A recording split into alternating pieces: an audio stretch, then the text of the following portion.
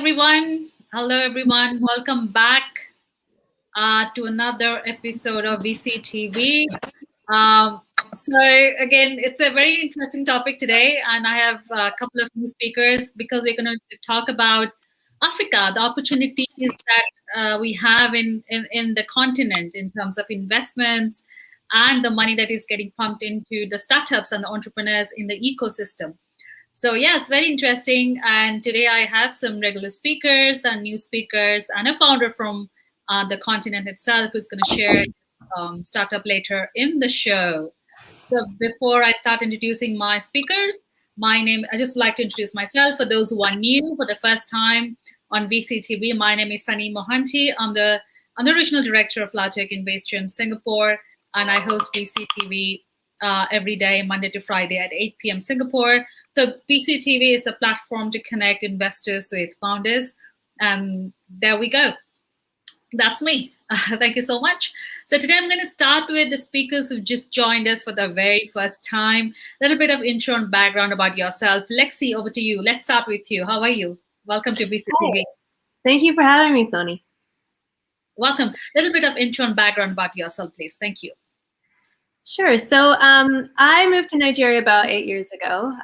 My previous life, I was working a typical Wall Street investment banking to hedge fund job and took a sabbatical traveling the continent and really fell in love with it. It's a huge opportunity and really not a lot of international capital flowing into the market at that time. Moved out to Nigeria to work in private equity, and during that time, saw what was happening in the very early days of the tech ecosystem there. Founders were coming back from global enterprise companies like Google, Facebook, and starting businesses in Nigeria. There certainly were a lot of problems to fix, and that's still the case, but really not a lot of capital to help these founders grow. So I decided to switch, moving out of growth private equity and into the venture capital landscape, and supported some very early stage companies that at that time, the likes of Paystack, Flutterwave, M-Pharma, Migo, Smile ID, to mention a few. Companies that are now really the winners in the tech ecosystem. We're currently on our second fund and continuing to deploy in seed and pre-seed companies.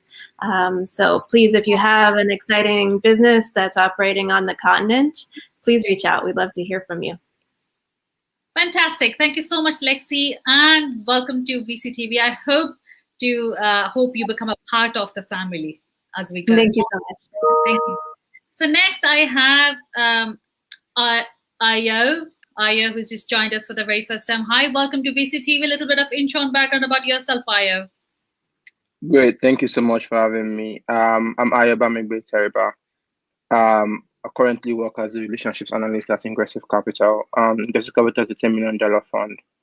I'm investing in pre-seed and seed-stage companies in and around Sub-Saharan Africa, to include our target market, which is Nigeria, Ghana, Kenya, and currently we are trying to close an important entry into Egypt. So we're pretty excited about the opportunity that this kind of platform gives for us to kind of engage the ecosystem, field the posts, and get feedback. And it's also great to find my friend from GSD Ventures, and also to see like we are friends also on Paystack Cap Table. That's also one of the recent successes of the ecosystem. And we're excited about the opportunity that kind of gives the growth we've been funding over time. So Ingressive Capital is a $10 million fund. We invested in a couple of interesting companies in and around Nigeria, also in Kenya, and also in Ghana. And our portfolio companies are going to do amazing things. So excited to be here, excited to talk about the opportunities in Africa, and also what we're unlocking with venture capital in the ecosystem. Thank you very much. Fantastic. And welcome to VCTV. I hope that you continue to be a part of VCTV family. Thank you, Ayo. So next I have, I like to go with Joel, who's joined us for the first time in 2021 on my panel. Hi, Joel. Welcome back. Happy New Year. This is my first session with you in 2021. Joel, you're on mute, please. You are on mute. Yeah, so I've been on the U.S. side of the panels for the time being because of the time difference. So very, very quickly, East West Hospitality Group, we're a private equity venture capital advisory firm, primarily in the retail and consumer space. We've done quite a lot of work in Africa. We've actually worked with emerging capital partners, ECP, with Actis, with Norfund, and a number of other groups, primarily in East Africa and in Nigeria and West Africa. So we love the continent. We love the growth story. And it's quite similar to our work historically in Vietnam, Indonesia, India and China. So we're happy to be here and interested to learn who's pitching. Oh, yes. Thank you so much, Joel, for that intro. Happy to have you back on our show as well with that little gap that we had. Next, I have Sean. Hi, Sean. It just felt like we are in continuation from yesterday's show. Oh, definitely. I feel like I live in La Token's house if there was an online apartment. I'm one of the roomies. How are you all? I hope everybody's doing well. It's a pleasure to be here. Again, my name is Sean Burrows. I'm the co-founder of Ingressive for Good. That is a foundation tasked with training 1 million youth, deploying $1 million in scholarship funding, and connecting them to 5,000 jobs over the next 5 years. This foundation created based on what we learned from Ingressive's advisory company and the Ingressive capital that IO is in, but basically to address the talent gap that startups need to grow and scale and different things like that. So I've spent a lot of time listening to and supporting entrepreneurs. So it's a pleasure to hear the pitches today, and it's a pleasure to see some of the old and some of the new faces. So thank you for having me. Excellent, and always happy and excited to have you, Sean. Great. Next, I have Molu, who just joined us. Hi, Molu. You finally get to join the show. Welcome back on another episode of VCTV. So, yeah, let's start with your introduction, please. Hello, everybody. My name is Molu Kusano. I'm the managing partner and founder of Mansa Capital. We help growth stage African companies raise funds. And in addition, I'm based in Hong Kong and work in private equity for the Jepson Group. We do high growth investments into European companies and help them expand into China. I'm super happy to be back on the show and look forward to hearing the pitches. Thank you. Have we got your name in the opposite direction? Is it Sano? Is your first name? Is that correct? Yeah, so my Sano is my last name. Oh, okay. So I got it right. Thank you so much for clarifying that. So next I have Gary. Gary, hi Gary. Welcome back. Hi, it's been such a long time. Yeah. Like 24 hours. Anyhow, it's great to be here. My name's Gary Fowler. I'm a serial entrepreneur and investor. I've done 17 companies, 2 unicorns. I was on the original management team of Click Software, which was sold to Salesforce 22 months ago for $1.35 billion. Also, I'm the co-founder of Viva.ai, one of the top AI HR tech companies in the world. David Yang, Russian, is my partner. It's a Silicon Valley-based company. And I love AI and quantum. I've written 122 articles in the last year. I actually have done 450 plus podcasts over the last year. I'm pretty active. I've got one of the top shows in Silicon Valley, Gary's Picks, where we highlight companies from all over the world. And I'm investing in Africa. I have 3 African startups, one in Rwanda, Nigeria, and South Africa, and Cape Town. So we're aggressive. I have offices in Indonesia, Australia, Russia. I actually started the first accelerator in Russia, the #1 private corporate accelerator, GBA, Launch Guru. So we love it. We love startups. We love artificial intelligence because it's new electricity. And look forward to the show today. Thank you. Absolutely. Sorry, Gary. Absolutely. I always look forward to your insights. Go global. Absolutely. Yep. 100%. Thank you so much. So let me just a little bit give you a slight perspective today. The venture capital scene in Africa has consistently grown with an influx of capital from local and international investors reaching unprecedented heights in recent years. To understand how much growth has occurred, African startups raised $400 million in 2015 compared to $2 billion that came into the continent in 2019. That's according to the fund Partake Africa. So let's discuss about how the country is attracting more investors, more VCs, more investors in the fintech space, because what I hear and gather, lots happening in the fintech space, a lot of acquisitions happening, a lot of new serial entrepreneurs emerging from that continent. It's going to be very exciting. So stay tuned and don't leave VCTV. And you can actually put your comments while we are live, and we're going to take your questions as we go. Thank you so much. So sit tight. My first question is going to be for Sean. Hi, Sean. Hello.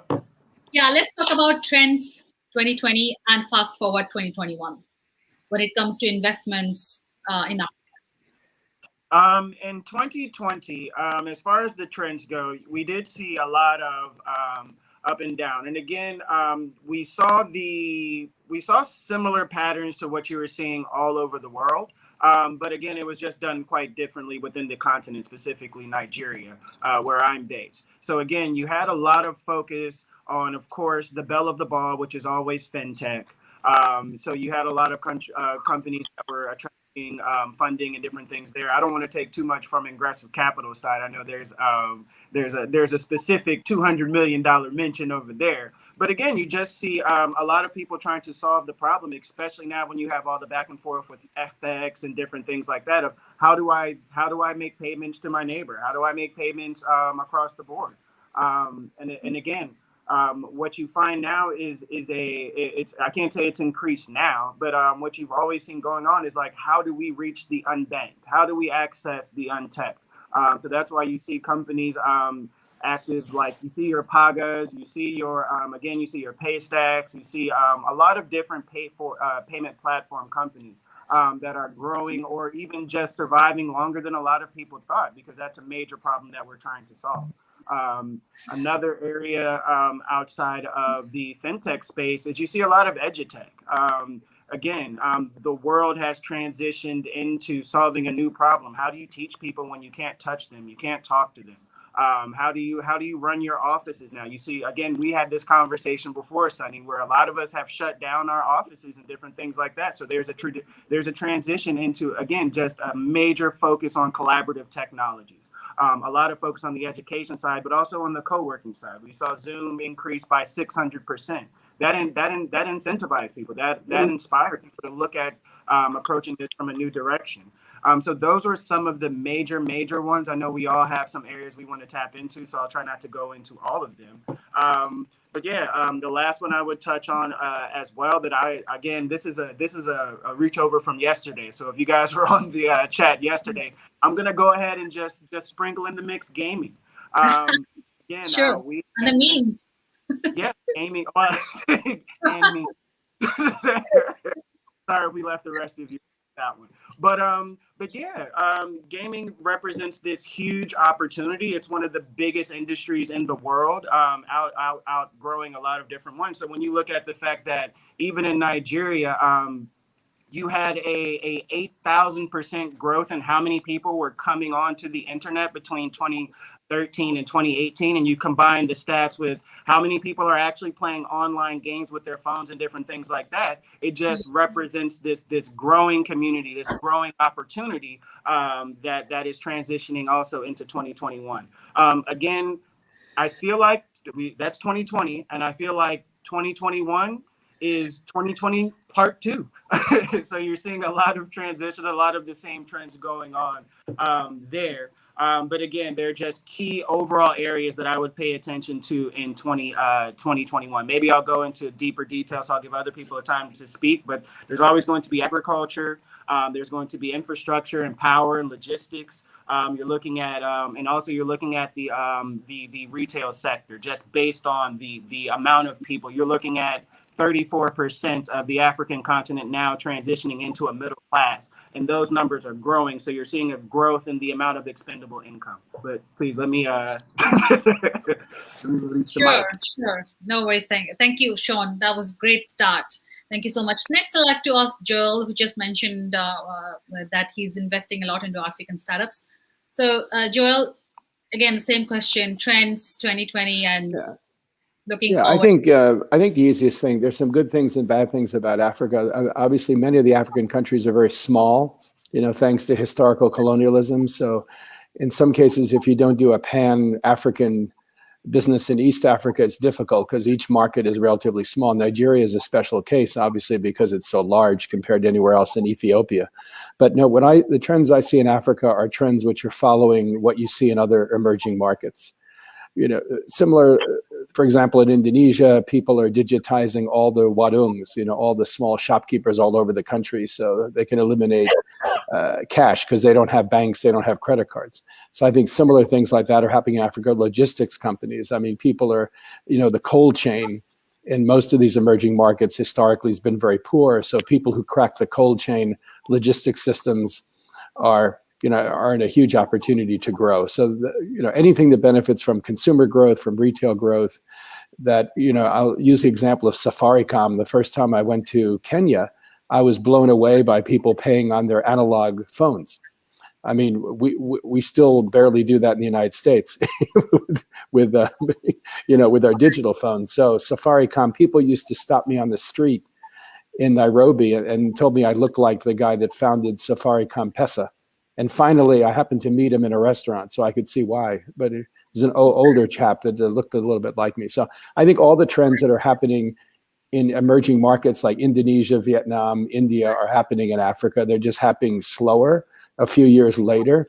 And the other issue, of course, the infrastructure in many of these countries in East and West Africa are still way behind where they are, even in Indonesia or India. So I think that's the biggest challenge, depending on the business. But in terms of brain power, there's no shortage of it in East or West Africa. Perfect. Wow, that's a good sign. Thank you so much, Joel, for that start. Lexi, you are right now in Nigeria. Am I correct? I'm actually joining right now from Cape Town, but I do live in Nigeria. Nigeria. So great. So this is your first show, and we would like to know your insights, what you experience. May I ask you, were you born in Africa by any chance, like South Africa? No, I grew up in the US. So certainly came to Nigeria extremely naive and still have a lot to learn. I don't profess to know exactly how the Nigerian consumers are going to react to every single tech product that's out there, but I do my best to learn. Perfect. So tell us about the investments, the startup landscape that, as per you, because you've been living there for a couple of years, I guess. So what do you see? What did you see in 2020, and where is headed to in 2021? Yeah, so I think similar to what some of the other speakers have mentioned, fintech has certainly played out very aggressively over the last couple of years. I think it still is, but we're going into a new evolution. So initially, when there were lots of platforms focused on digital banking, online payments, microloans, I think that you're seeing another evolution that's now more complex solutions like open banking software, potentially some insurance tech products as well. We're also very excited looking forward at healthcare technology platforms. I think there's already been a couple success stories in Nigeria and across the entire Africa continent, but also platforms that really enable trade. So cross-border enabling platforms that allow clearing, logistics platforms, other companies that are helping both small and large businesses with inventory and supply chain management. We think that those are really interesting spaces to focus on now.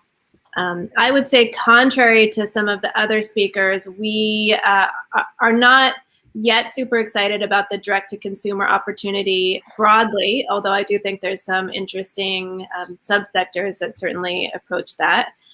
We generally love models that target major enterprise customers as their primary customer base, but then their growth is based on the end consumer. So some of those are certainly the APIs that are driven by API calls, identity platforms. You've certainly seen it play out already in payments. And the reason for that is the ability of the consumers to spend is still quite low relative to their overall income. And acquiring those consumers is also still difficult, although I think getting much easier because digital literacy is moderate, although rapidly improving, as is trust. But you've already seen that really change, I think, even over the past year, where now consumers, partially probably because of COVID, but also because of the big names in tech that have really shown that they're legitimate companies on a global scale, are now being trusted by consumers everywhere. And so you are seeing consumers, store money in digital wallets, provide their identity information for KYC. And I think that is starting to open up a lot more direct-to-consumer opportunities as well. Good news. Thank you so much, Lexi, for that. Next, I would like to go with Ayo, who's again joined us for the first time on VCTV. Hi, Ayo. So which country are you dialing in from? Yeah, I'm calling from Lagos, Nigeria. Oh, perfect. So yeah, let's start with some some insights from you as well. Like we have Sean and Lexi and Joel shared some of the insights. Anything you would like to add on in terms of trends and the future? So yeah, amazing insights all panelists have dropped before now. But kind of for me, it's actively being a boot on the ground. I'm like a soldier in the ecosystem, which means I actually do a lot of engagement with founders. I'm also kind of very versed with the with analysts across different ecosystems and different VCs.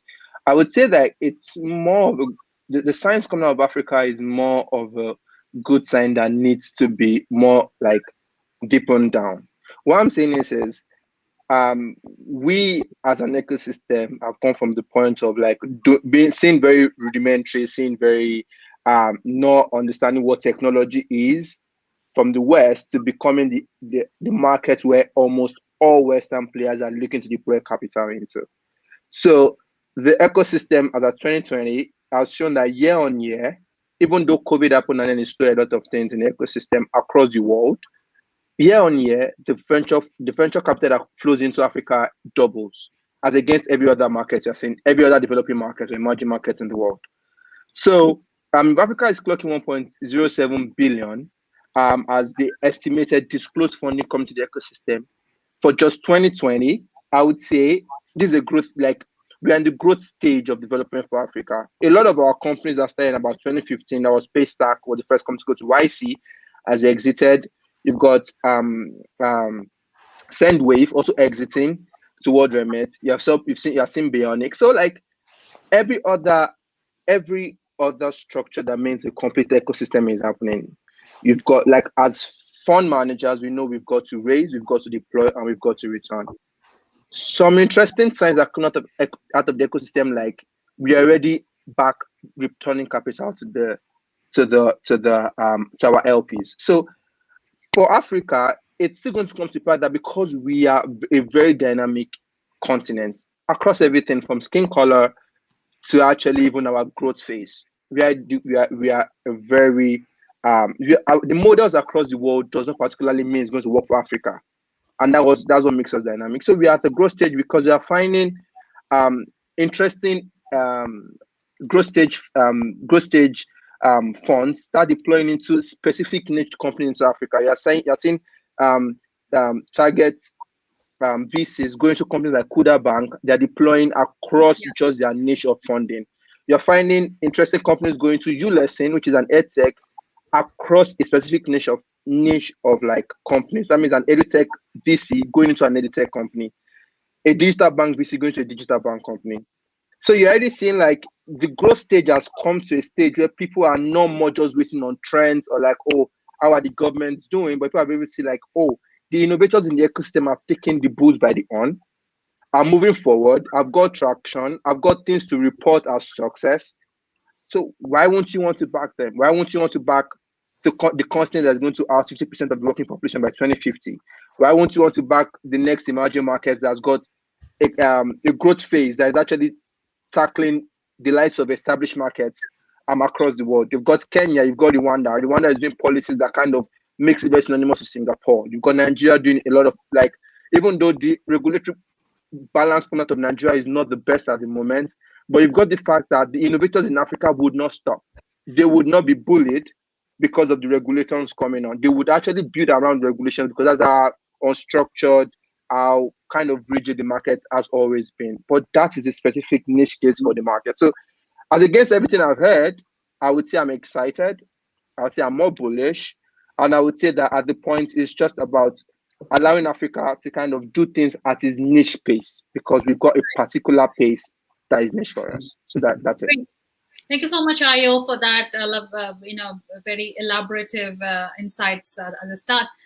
We have somebody who's going to pitch Hugo later on as well. So quickly, Molu and then Gary. Molu, your opening remarks and talking about trends and future of startups and investments for 2021 as well.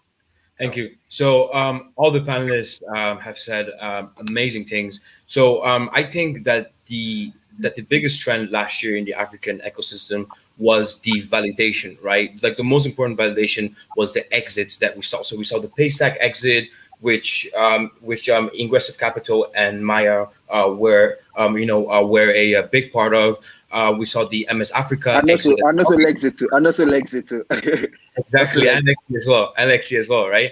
And we saw also the validation of big players coming into the African ecosystem, like Mark Zuckerberg. Mark Zuckerberg had previously invested in Andela, and then you have big players like Jeff Bezos investing in companies like Chipper Cash. You have Y Combinator taking a growing number of African companies year on year, and you see the bigger fintech players are also emerging into different countries as well. And we're not only seeing the traditional payments anymore, we're seeing wealth manager companies like PiggyVest, we're seeing new neo banks, right? And then also I think that the biggest trend for 2021 is the emergence of open banking, just like Lexi rightly mentioned, and APIs, right? So we have companies like Mono, we have companies like Okra that are significantly, building out solutions for to get more African companies to get more African companies connected to their consumers. So I'm very, very bullish on the future of African technology. And to the point of Joel earlier, even though Africa might have infrastructural issues, I believe all these issues are beautiful because it just gives more room for tech-enabled solutions, and it gives more room for innovations as well, right? Most countries, right, may not have the proper road infrastructure, right? But the good thing is people have 2 mobile phones, right? The internet penetration is growing year on year on year, right? So that's why we're seeing the emergence of durable companies that can actually scale throughout Africa, right? So I think there are very, very beautiful things happening on the continent, and with investors like Lexi and with people from Ingressive Capital as well. I'm sure they're going to continue to back category-defining companies. Yeah, I see Sean has been doing this. It's basically an Indian dance step. Great, he's happy, he's doing hooray. Okay, great, thank you, Molly. Before actually coming live on the show, I was reading as well. I did a little, I was very, in a good way, surprised to see so many entrepreneurs in fintech, payments, open banking, API. I mean, infrastructure is a challenge though, that's what I read, but still lots happening in Africa as a whole continent. Gary, over to you, please, because you are a global person. And let's talk about what you see. I'm a country boy. Come on. Country boy. From Pennsylvania. So yeah. we see that there's, intellectual capacity is evenly spread around the world, but opportunities aren't. And so when I first went to Russia in 1992, people said, oh, why would you go to Russia? There's nothing there. It's a third world country, etc. And, the rest is history. So as it started to develop. And the same thing, I mean, people don't realize the size of Africa. There are what, 200 million people in Nigeria, about 100 million people in Ethiopia. The continent's about 1.2 billion. Africa's at China's at 1.398 billion. So you're talking about an enormous population. At the same time, I mean, it's in fact, I had dinner with one of the wealthiest Nigerians at Stanford University about 2 years ago. Actually, I guess the wealthiest banker out of in telecom and everything, actually, fossil fuels. But anyhow, the interest in artificial intelligence, and think about it. I mean, now here we are, we're all over the world. I'm in Palm Beach in Florida today, normally in Silicon Valley. You're located over in Singapore, Sunny. We got people literally from all over the world. The thing is, it's different than a year ago is we can connect with each other. And as I said, I put my money where my mouth is. So I've got a company in Rwanda today. I got a company in South Africa today, and I have a company in Nigeria today. Why? Because there's really three pieces to it. One is the first part is acceleration. Great, interesting. The second part is regional dominance. But the third and most important, and each one of those has their own hurdles. The third most important is how to go global. And as we know, Silicon Valley is a very tight-knit club, right? And I've been doing it for 36 years in the Valley, have had a lot of successes, have met a lot of some of the wealthiest, the most influential people in tech around the world. It's a small, interesting group. And yet at the same time, the opportunities to be able to highlight those companies, and 9 out of 10 startups fail.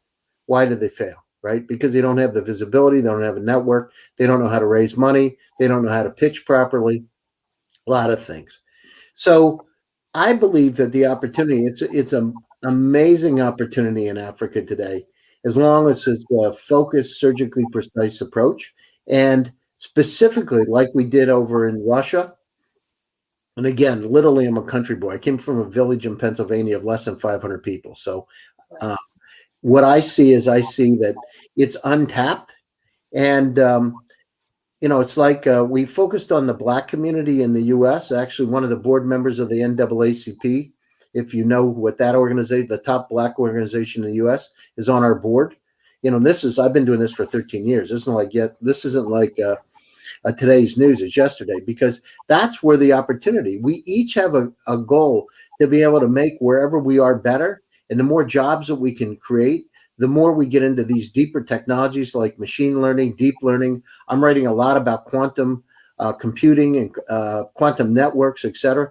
Those are the exciting things. And each one of us, I don't want to get into, I've been writing a lot about environmental things, but net is there's great opportunity, but the exposure is critically important, how to get them global. So VCTV does an incredible job since I've been involved in this thing since March, right? Incredible job. And I don't know, 400 or 500 shows later, incredible job of spreading the gospel out. And now what we got to do is turn that gospel into action. So I'm excited about it. Great. Thank you so much, Gary. I know Gary's been from day one with Kyle.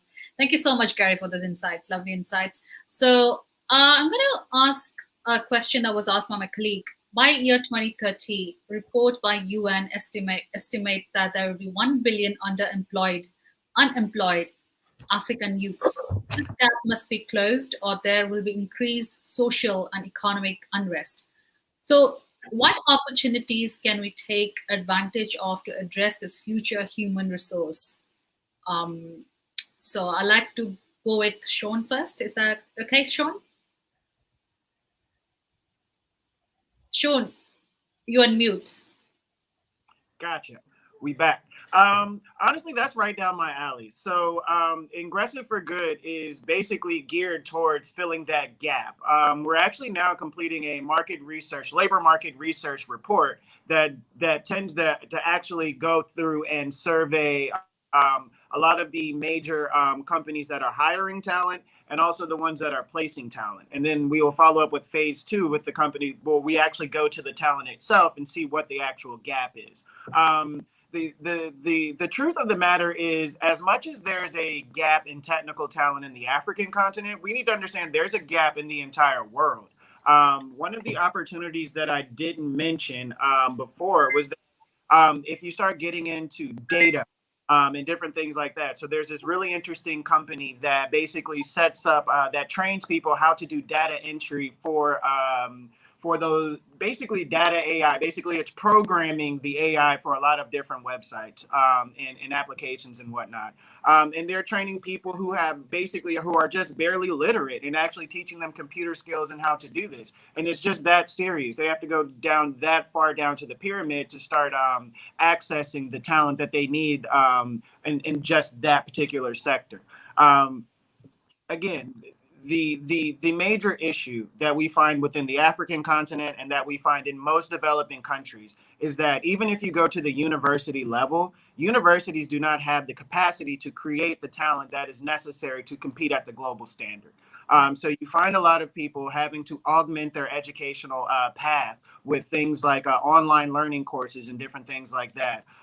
We particularly are plugging them into internships. We're plugging them into, we're connecting them with mentors and different things like that. Because again, just graduating from school and just taking a course, it still does not fill the gap. We have a lot of entry-level developers. In our community, we have about 40,000 with our newest iteration of the company, Ingressive for Good, that we've launched. But again, if you want to go through and filter that group and say, like, how many of these guys are CTOs? How many of these guys are senior developers or even junior developers? If you start to see a much, much smaller number. So again, if we are going to start attacking this gap, we have to start having a conversation where we bring in the private sector, where we start bringing in these corporates and saying, like, you have to start giving people a chance to work and intern and learn. You don't just wake up. Andela found this out the hard way.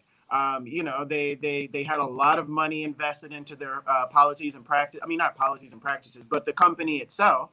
And then, fast forward a few years, and now they had to change the entire model. They had to scale back. They had to let go of almost 200 or 300 developers because there's just not necessarily that market for it.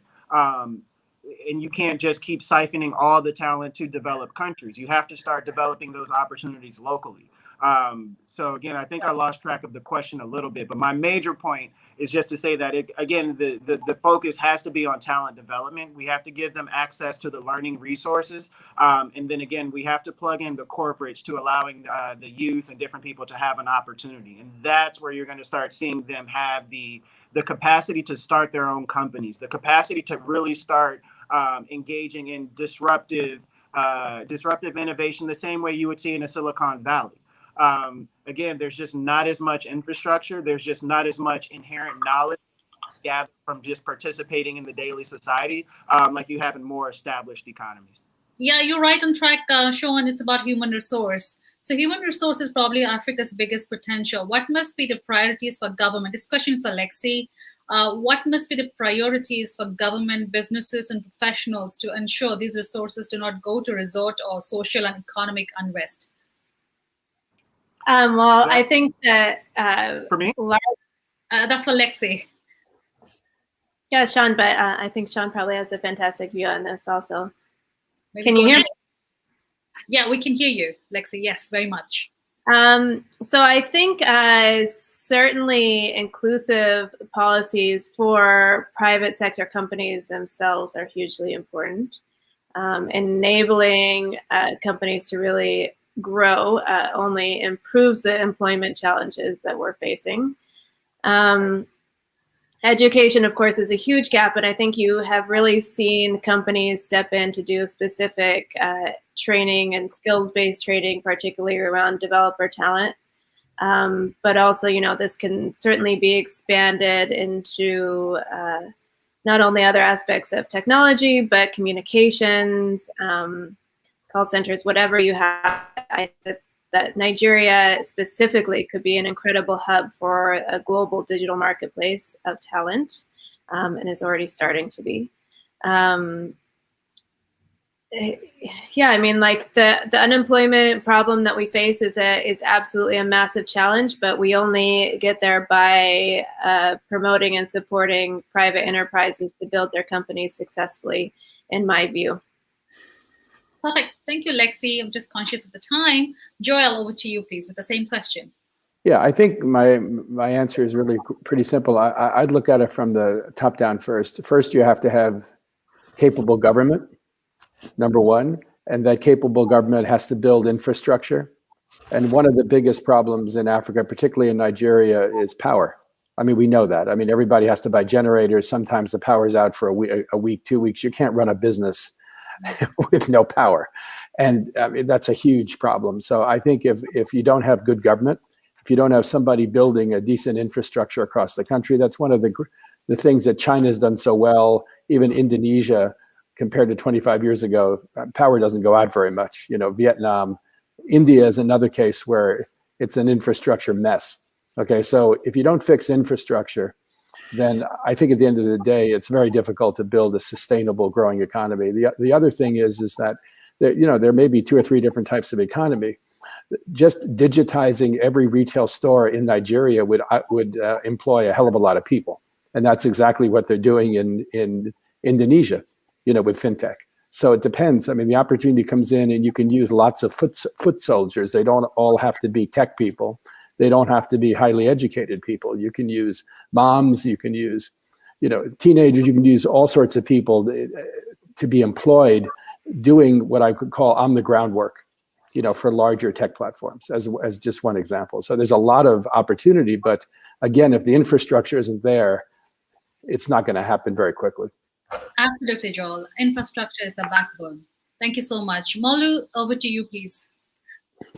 So I believe that I agree completely with what Sean said and with what Lexi said earlier as well. I think it's a mix between government and private institutions as well. I think fundamentally the education system should be changed. I believe that we should change to a tech-based education system that supports developers, that supports more entrepreneurs as well. So Nigeria actually has a very, very high quality of developers and internet entrepreneurs. So I believe policies should be put in place to support innovation and to foster investments as well. And on the other side, I believe that the infrastructure should be there. But fundamentally, I believe that the only way for the African continent to move forward is through technology. And I believe that a lot more opportunities will be created through that, through that. And we have lots of new companies that are coming up every day, and they're creating millions of solutions that can create tens of thousands of jobs as well. So I believe fundamentally should be education, more tech-based education, like they have in India, where you have very strong developers, computer programmers. It should be private sector as well. So we should create an atmosphere where private sector companies feel comfortable operating in Africa, because that's where Africa gets its black mark from as well. Private sector companies don't always feel comfortable operating because of the gray laws and etc. And as well, we should have the necessary infrastructure in place to support both the education and to support both the private sector as well. Thank you. I agree. Education, infrastructure, very important as well. I mean, education is first. Gary, over to you, please. Same question. Can you repeat it again? Because we've had several different versions. So what must be the priorities for government, businesses, and professionals to ensure these human resources do not go to resort to social and economic unrest? Well, I mean, you got to give them jobs, right? It's keep it simple, stupid, right? It's about job creation. I mean, that's what we're doing. My thing is the best way to help, and I've seen it all over the world. Great jobs, great high-paying jobs, and support the ecosystem. So I'm not sure. There's one thing about government support in terms of coddling it and nurturing it, but it's really about the private sector to get out and create those companies, bring those companies out to the rest of the world. It's how much money can they bake? How many unicorns come? And it becomes a snowball effect and the self-fulfilling prophecy. So once you start and you get a couple out, I've seen it. We did it in did it over in Russia, did it through Central Asia, in California, when I started one of the first e-commerce consulting companies, same thing. oh, e-commerce isn't going to work, et cetera. And then we start creating jobs, and then all of a sudden it starts to bloom. So that's where it needs to be, and it's happening, Sonny. I mean, the good news is, like I said, we have 3 African companies in the last month. So, I'm seeing incredible talent there, and we want more. Because the thing is, it's one thing. It's like having a Ferrari, right? If you keep a Ferrari in a garage, only it's a Ferrari in the garage. And the thing is, take it out in the track and run it, show people, share ideas, collaborate on it, that kind of thing. So we need to get the African Ferrari out of the garage and take it out for our Range Rover, maybe, right? we gotta like get it out of the garage. Ferrari and Range Rover and take it off. I mean, but that's what it's all about. And and this, I'm very excited about the optimism, the passion in Africa, and the opportunity to be able to succeed. And it's just seeding the system. One of the things, it's like a GPS. I had a conversation with a guy. It's worth $47 billion on Sunday in Dubai. And one of the things he said is like having a GPS system in your life, right? You got to know where you want to go. So let's visualize where we want to be. Let's look at the companies that have the skill sets, and Nigeria's got amazing skill sets. Artificial intelligence, machine learning, if you have those skill sets, which you do, mine them, right? Develop technologies, because guess what? Those same AI models can be used across multiple vertical markets. The only difference are the training sets. So let's develop some really cool companies that focus on that. And guess what you are, right? I have one for Rwanda. I mean, the only thing I knew about Rwanda is gorillas before I started working with a company there. Seriously.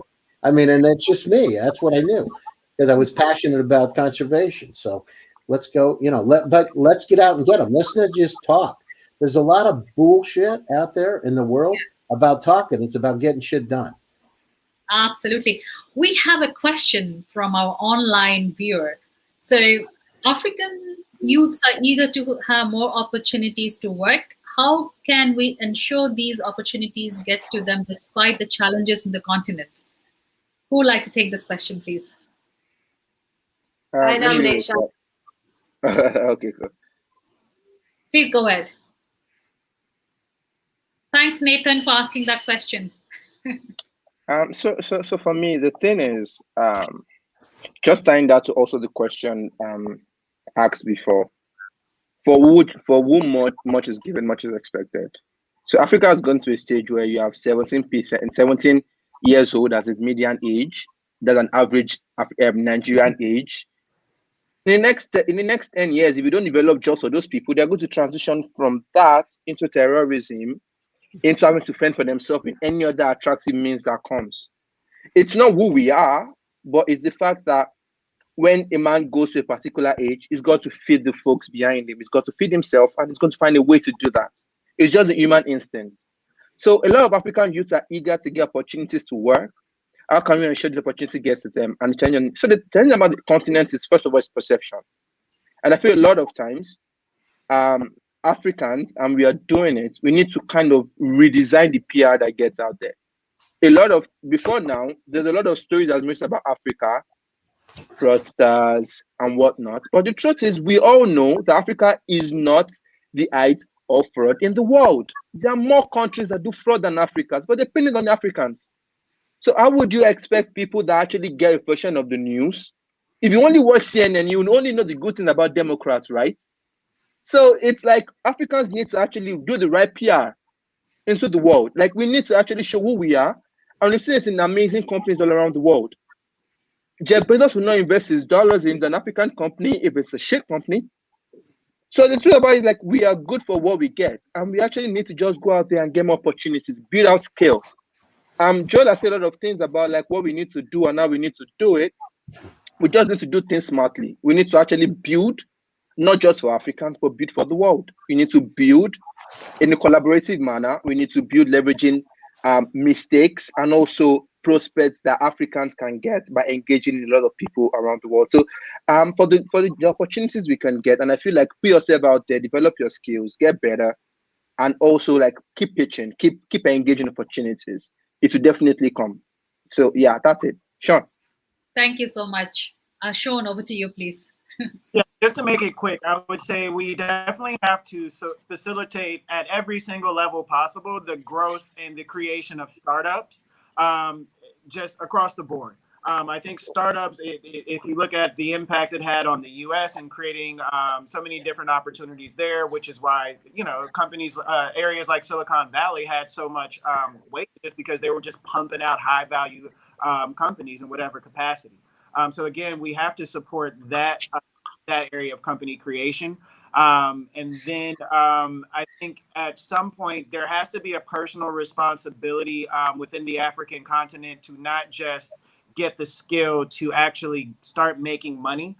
You'll find people getting skills in gaps. Like, I can do this particular thing because it gets me money, but do I know how the whole process works? No. We have to start being masters of our craft. You have to start wanting to achieve and get skill sets at the highest level possible so you can actually compete for these jobs. That I'll leave it there. It's a long conversation, but I will leave it there. Thank you so much, Sean. I think we're done with the question. Let's move on to our pitching now. We have Hugo, who is here now. Hi, Hugo. Now we can start presenting now.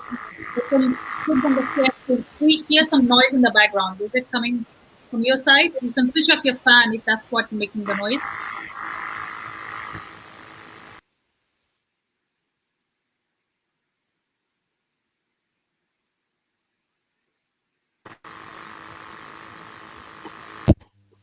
Yeah, that's better. Can you unmute yourself? Can you hear me now? Yes, we can hear you. You can start the presentation by clicking on the share button on the. All right, thank you.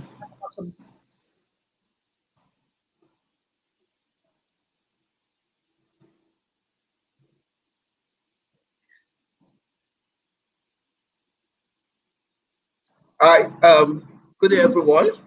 My name is Ugochukwu Anthony Osunde. I'm the CEO and founder of Refuel Logistics Services Limited. The Refuel solution was born out of passion to make life better in a troubling world like this and in Nigeria where things are so difficult.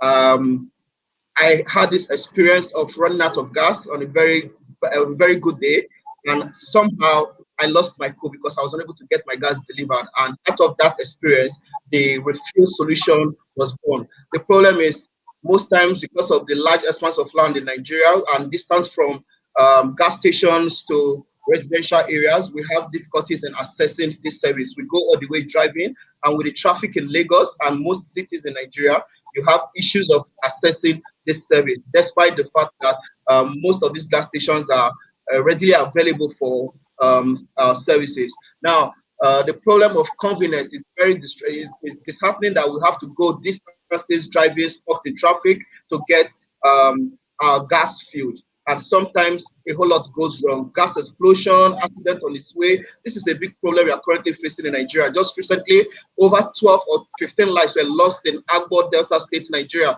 because of gas explosion. Both people that were discharging the gas and those that came to purchase lost their life. Now, the problem is enormous. Nigeria is currently going through what the world is going through in COVID-19. Distancing is very important to help stop the spread of COVID-19. It's a problem we have right now. What is the solution Refuel is bringing? Refuel is an independent solution that integrates various vendors across a particular area. For instance, the various gas vendors in an area subscribe to the Refuel solution, where they can have their services on the Refuel gas app, thereby making themselves readily available to be accessed by consumers. So the consumers go to the mobile app, check for the closest station to them, just like Uber and Taxify. They easily access these ones closest to them. And the Refuel solution is such that it's not done here in Nigeria as it were in other words. We are using motorcycles, unlike tricycles that are being used by some of these independent gas stations. We are using motorcycles that are two-legged, so they can easily maneuver through traffic, and they are faster. The fabrication done on the for the carrier is such that it can take 2 cylinders, 2 bottles at a time. Refuel will bring about it has brought about job creation because we employ riders, admin staff, administrative staff, the accountants, and all that. So we are looking at expanding to bring in job creation. At the moment, like we discussed during this section, a lot of people are losing their jobs. So we have to contribute as our corporate social responsibility by creating more jobs in the ecosystem. It reduces the number of road users heading to the gas station. Anything can happen. The roads are not really safe in Nigeria. But with our trained riders that are working for refill, we have to mitigate the number of people heading to different gas stations at different points in time to get their gas refilled. It ensures that customers get value because our various gas vendors that we are currently subscribed to and the many more that will come on board will ensure that value is sold for what money is paid for. At the moment, just recently, the federal government has encouraged users in Nigeria to use LPG as their cooking fuel. The number is increasing. Over 600,000 metric tons of gas is being consumed in Nigeria as at 2019. Recently, there's a shift in that, a 40% shift in that. We're heading to 800,000 metric tons of cooking gas. You can see a figure there that shows the number of users of LPG. No matter the quantity, ranging from 2 kg to 3 kg, 6 kg, and 12.5 kg, people are subscribing as the purest form of cooking fuel. Our traction so far, we currently have about 4 partners that we are working with, and the result has been amazing. So far, we have about 100 cylinders per day, which is shared across the 4 riders we have. That's 25 deliveries per day at $2 per delivery, and $2 to $2.5 per delivery, which customers are not complaining because they are just paying for the convenience of what they are paying for convenience. Instead of leaving your house down to the gas station and coming back with the level of uncertainty of traffic and accident, you can easily pay the 2.5 in addition to the original cost sold by the gas station. We do not add any cost on the price of the cylinder or filling the cylinder at the gas station. We're just charging our customers an extra fee of $2 to $2.5, depending on the distance, for the convenience we are saying to them, which is the logistics being offered by refill.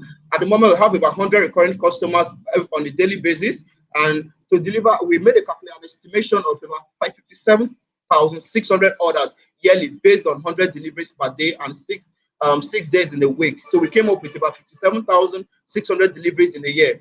And if you are doing this at a operational cost of 330 naira, which is less than $202, it leaves us with a profit of about 8,461, 463 monthly profit on our delivery.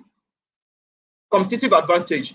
So far, so good. A whole lot of companies are into gas sales of gas. Some of them are independent plants, some are roadside. Recently, the government, using the Department of Petroleum Resources, have ordered that all roadside vendors should be scrapped out because of the danger of having gas sold at residential areas. So these are our major competitors, the roadside vendors that sell. And even when they sell at a very high price and do not fuel this cooking gas to the brim, thereby selling 12.5 kg for about 4,000 and not filling it to 12.5 kg, ending up filling it at about 11 kg, sometimes 10 kg. So consumers get to complain about this issue. These are our major competitors. But our competitive advantage is that customers are assured that the partners which we subscribe to are where we are getting this their gas fueled, and whatever complaint that comes up, we'll be able to hold any of our partners responsible, and these issues are resolved immediately. The use of technology, aside using the mobile app, the Refill mobile app, we use the WhatsApp platform, which most people reach out to us more because it's easier for them to use the WhatsApp platform and phone calls to our customer care. Our partnership with trusted vendor helps us a lot because customers are already having trust in the refill solution because we deliver quality to them since we are using a trusted vendor they have been using before. And we offer after delivery support because our riders are also trained to know how to fix this cooking gas and resolve any issue that might arise in the course of fixing their cylinder. This takes a burden out of the consumers, which are our customers. Our experienced and trained riders are, to a great extent, careful on using the road to avoid and mitigate road accidents. It's reliable and the speed is awesome. In 15 to 10 minutes, this service is delivered. It's a two-way thing. You call as a customer or you order from the mobile app.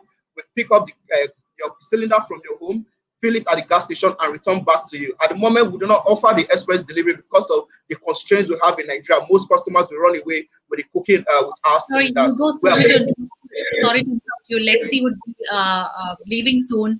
So she wants to know more about your team. So how long is going to be the presentation for? Because she's leaving. She has questions for you. Okay. Any questions for you, go, Lexi? Okay, I'm just at the team. So we have our current team, myself as the CEO, Mr. Eji Soja said, that the director of strategy and marketing. The success of Refill so far has been our market strategy. We do one door-to-door marketing as we place stickers on gates of estates and individuals, and also at the gas stations where we have our partners. We put stickers on the gas, both for those that are buying from Refill and those that are not buying from Refill. We have Ms. Mary Okwechime as our COO, which spearheads the operation and of the company. Thank you so much. So, yeah, Alexi, over to you, please. Your questions, please, for you, go. Are you on mute? Sorry, Ugo, my first question was just about the team, which I think you covered. But I want to understand how you acquire and retain your customer base. Please, can you come again? How do you acquire and retain your customers? Okay, based on customer retention, for our existing customers, we do a form of. Okay, can you hear me? We do a form of discount to our existing customers. For instance, you do 4 deliveries with us, your next delivery is going to be free. Then on recommendation, when you recommend 4 customers, you have a free delivery for you. When acquiring customer, we use social media platform. You can check our Instagram handle at refill_NJ. We're on Twitter and we're on Facebook. So we use mostly the platform of social media to acquire customers, which have been very helpful. But one platform that has helped us so far is the traditional means of using stickers. We have the Refill sticker that states order from us using a mobile app, WhatsApp, or call, which you place on gates on different estates. There are lots of estates currently in Lagos. So going out to fill your cooking gas or you're coming back from work, the moment you see a sticker like that on your gate, it sticks to your head. So on a day where you run out of cooking gas, you remember that there's something like Refill on your gate, and we've gotten lots of traction using that method of customer acquisition. Lexi, it's okay. I'm really sorry. I have to run. But it was so great to join you. Thank you so much for joining, Lexi. I'm definitely going to have you back on VCTV. Thank you so much. Bye, everybody. Take care. Bye. Have a great day. Any other questions for Hugo, Molu, Joel, Sean? Yeah, I have to drop off in a few minutes as well. But yeah, I do have a few questions. So, Hugo, if I get this correctly, right, you're basically an aggregator of different vendors of like different like LPG and like gas station vendors, correct?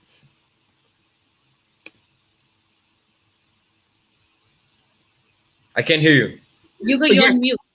Yes, I am. Okay, and have you developed a platform? And have you developed like a platform for that, or? Yes, we developed the platform. It's the Refill mobile app. It has the vendor platform. It has the vendor platform, the customer platform, and the riders platform. So they are integrated. There are 3 mobile apps synced together.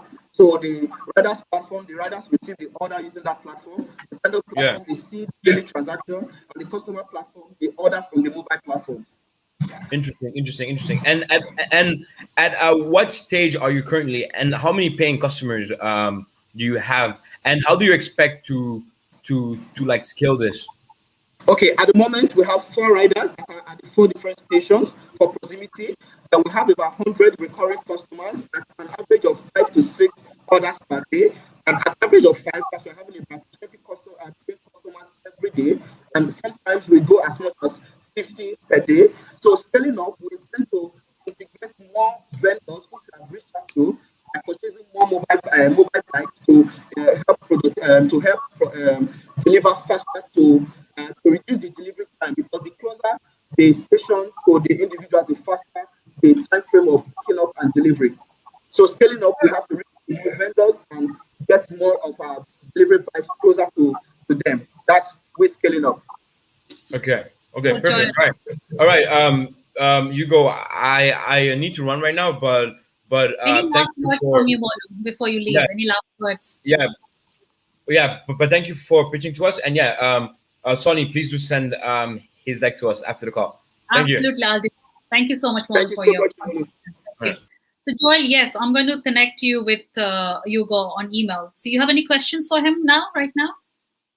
Personally, because I've been to Africa many, many times, yeah, I see the need much more in the low tech than the high tech. And also, let's be honest, the employment doesn't come from startup. The employment comes from scale up. So putting all the money into startups, in my opinion, is a waste of money. But finding the companies that are $5 million now that can be 30 million, 50 million, 100 million, that's how you create employment, not trying to find startups so easily, because it's much easier to scale something that's already working. So regarding what he's doing, look, I've been in places like the Philippines where there's a massive business distributing filtered water. Okay, I've also seen a massive business distributing cooking oil. So I think the basic stuff that people need, and I hate to say this, so please, I happen to love Nigeria. I love the people, but the infrastructure is so terrible that people are not going to get in their car and drive over to a gas station and buy their cooking oil. It's not going to happen. You'll be in a traffic jam for 2 hours. So I think the smarter thing is using bicycles or mopeds or some sort of cheap transportation to get these products to households. So I think if he's got a good solution to do that, it makes sense. So I'd like to see the deck, because look at Jumia. Jumia basically is food delivery on bikes, and it's got a massive valuation on the stock exchange in the US, right? And, what did they do? They took Uber Eats or DoorDash idea and matched it to what would work in Nigeria, right? So, the same thing. What he's doing is a basic need. Housewives, families need this. And if he can figure out a way of delivering it easily and cheaply without people having to go out and get it, then he's onto something. So I'd like to see the deck. I'd like to know how many competitors you have, and because I'm very familiar with this kind of thing, particularly filtered water and things of that nature that I shouldn't say housewives, families need. Okay, so right. What's your counter on that? Yeah, Mr. Joel, probably you didn't hear me clearly. We're actually using motorbikes. That's just like you mentioned. Right. We use motorbikes, so it's way faster. Unlike other vendors, they use bicycle, which can still be stuck in traffic. So it's very hard to hear. It's very hard to hear.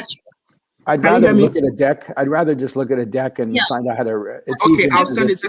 The voice is disjointed, as you know, Sunny. It's very hard to understand. So. Yeah, absolutely. My apologies for that. Hugo, Sean, do you want to take any questions, or do I connect you guys offline? Because I think Hugo's connection in terms of the speaker is not there. Maybe it's better to connect offline.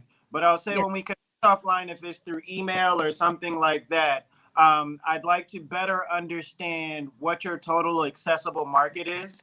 It feels like I see the need. I just know that Nigeria is still, especially at the top levels, a people-based economy, meaning I don't necessarily need an app to do something when I can just go and tell my house help to do it. So that's actually your competitor, is the house help in the infrastructure, people-based infrastructure that exists. So I'd love to see, like, how do you counter that? And again, once you consider that, like, who is your I want to know who your real customer profile is. Sure. You don't have to answer that now. We can't hear you clearly. Some closing remarks. Joel, closing remarks for Africa Rising. Yeah, well, I think I pretty much said it without repeating myself. It's an enormous long-term opportunity. But a little bit like India, it's got enormous infrastructure, structural problems that they need to overcome before it could really take off and, reach the opportunity that it needs. And, government is a big problem, because many cases government is not on side. Corruption is a huge problem. we have enough corruption in the United States, but Africa is a whole nother level. If I were in Africa, I'd want to be in the generator business, because it's, you have one of the largest oil producing countries in the world where people have to buy generators. It doesn't make any sense. And obviously that's corruption, with family businesses owning the generator business. So what I would say is, we just talk about Nigeria, lots of smart people, lots of entrepreneurial people, lots of successful Nigerians in the United States, for example, so it's a very entrepreneurial culture. So I think if you can just match ideas with the stage Nigeria is in, you don't have to get to the super high-tech AI level in Nigeria to make a lot of money and be very successful. So I think if fulfilling basic needs and using technology as a way to be productive is a better way than thinking about super sophisticated in AI in a place where the power goes out 3 hours a day.